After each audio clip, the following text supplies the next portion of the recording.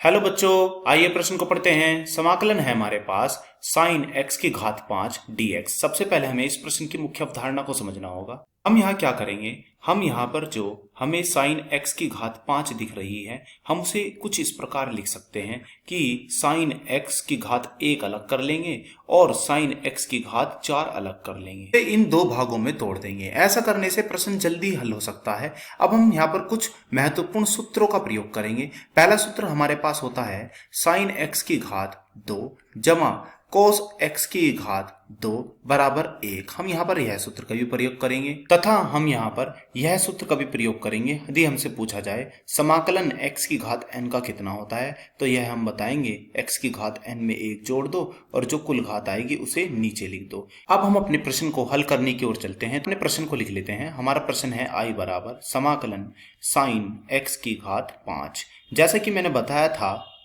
कि अब हम इसे दो भागों में तोड़ देते हैं, तो लिख देते हैं साइन x, यह है हमारा पहला भाग, गुणा साइन x की घात 4, यह है हमारा दूसरा भाग। हम जानते हैं कि साइन x की घात 2 कितनी होती है, यह होती है 1 माइनस कोस x की घात 2। हम अपनी मुख्य अवधारणा में बता चुके हैं। मुख्य अवधारणा का यह है मेरा पहला वाला पॉइंट और यह हम मान लेते हैं यह हमारा दूसरा पॉइंट। हम पहले वाले बिंदु पे बता चुके हैं कि साइन x की घात 2 जमा कोस x की घात 2 बराबर होता है 1 के, तो यहाँ से हमने साइन x की घात 2 का मान निकाल लिया है। इससे पहले हम इस समाकलन को कुछ इस प्रकार लिखते हैं, तो I बराबर समाकलन है साइन x और हमने लिख दिया साइन x की घात 2 और पूरे कोष्टक की घात 2 और dx। अब हम यहाँ पर साइन x की घात 2 का मान रख देते हैं, तो वह कितना था साइन x गुणे यह था 1 माइनस कोस x की घात 2 और पूरे की घात कितनी है 2 और dx। a माइनस b के घात 2 का सूत्र लगा देते हैं, तो a माइनस b की घात 2 का क्या सूत्र होता है, a की घात 2 जमा b की घात 2 माइनस 2ab। अब यहाँ पर हम देख पा रहे हैं a हमारा कितना है और b यहाँ कितना है, यह है हमारा a और यह है हमारा b। रख दीजिए सूत्र, आएगा हमारा समाकलन, फिर है हमारा साइन x, फिर गुणा में क्या है, पहले हम करेंगे 1 की घात 2, फिर जमा, फिर हम करेंगे b की घात 2, तो जब b की घात 2 यानी कि कोस x की घात 2 करेंगे तो यह कितनी हो जाएगी 4 घात, फिर माइनस, फिर आएगा 2ab यानी कि 2 कोस x की घात, फिर है कोष्टक बंद dx। अब इनसे थोड़ा सा आगे बढ़ाते हैं, फिर यह कितना आएगा, यह आएगा साइन x, फिर आएगा 1, फिर आएगा जमा कोस x की घात 4 माइनस में फिर क्या है 2 कोस x की घात 2। अब हम यहाँ से क्या करते हैं, इस समाकलन में हम यहाँ पर मान लेते हैं कि हमारा कोस x t के बराबर है, तो लिख दीजिए कोस x बराबर t। तो यहाँ हम क्या करते हैं, x का t के सापेक्ष अवकलन कर देते हैं। चलिए कर दीजिए, बताइए क्या आएगा। यह हमारा कुछ इस प्रकार आएगा कि d बटे dt किसका, यह है हमारा कोस x का, बराबर d बटे dt फिर किसका, t का। हम जानते हैं कि d बटे dx यदि हमसे पूछा जाए कोस x का, तो हम कितना बताएंगे, हम होता है साइन x। और यदि हमसे पूछा जाए d बटे dx x की घात n का, तो यह कितना होता है, यह होता है nx n माइनस 1। तो हम क्या करते हैं, इन दोनों सूत्रों को भी यहाँ पर लगा देते हैं और अपने प्रश्न को आगे बढ़ाते हैं। तो चलिए आगे बढ़िए।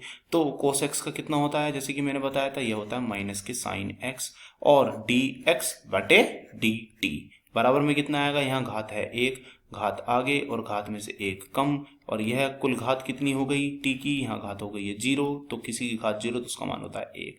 तो हमें यहाँ से क्या मिला, हमें यहाँ से मिला माइनस का साइन x dx बटे dt बराबर 1। अब हम यहाँ से क्या करेंगे, हम यहाँ से साइन x dx का मान निकाल लेते हैं, तो यह कितना आएगा, यह आएगा माइनस के dt। तो जहाँ कहीं भी साइन x dx लिखा हुआ होगा हम वहाँ रख देंगे माइनस का dt। एक बार अपने समाकलन को देखते हैं। हमारे समाकलन में ये रहा साइन x और dx, इसके स्थान पर क्या रख देंगे, माइनस का dt। और cos x को हमने क्या माना था, t, तो रख दीजिए, बताइए क्या आएगा समाकलन। तो समाकलन I बराबर हमारा कुछ इस प्रकार आएगा। पहले था हमारा 1, फिर था क्या हमारा कोस x की घात 4, तो यहाँ होगी t की घात 4, फिर थी हमारी 2 कोस x की घात 2, तो यह हो जाएगा 2 t की घात 2 और साथ में क्या हो जाएगा, माइनस के dt। अब हम इस माइनस के अंदर गुणा कर देते हैं, तो यह क्या होगा, यह होगा माइनस का 1 माइनस का t की घात 4, फिर हो जाएगा माइनस माइनस प्लस 2t की घात 2 और साथ में क्या हो जाएगा, साथ में है हमारा dt। अब हम क्या करते हैं, इस माइनस 1 को लिख देते हैं माइनस t की घात 0 और फिर क्या करते हैं माइनस t की घात 4, फिर क्या करते हैं 2t की घात 2, इन सबको ऐसे उतार लेते हैं, साथ में क्या है dt। अब हम यहाँ पर t की घात n का समाकलन लगा देते हैं। तो समाकलन का क्या सूत्र था, यह सूत्र था घात में 1 जोड़ो और जो की त्यों घात नीचे लिख दो। फिर आगे बढ़िए, घात में 1 जोड़ो और जो की त्यों घात नीचे लिख दो। फिर आगे बढ़िए, यहाँ भी ऐसे ही करेंगे, घात में 1 जोड़ो, जो की त्यों घात नीचे लिख दो, जमा c। तो ये हमारा कितना मिला, ये हमें मिलेगा माइनस के t।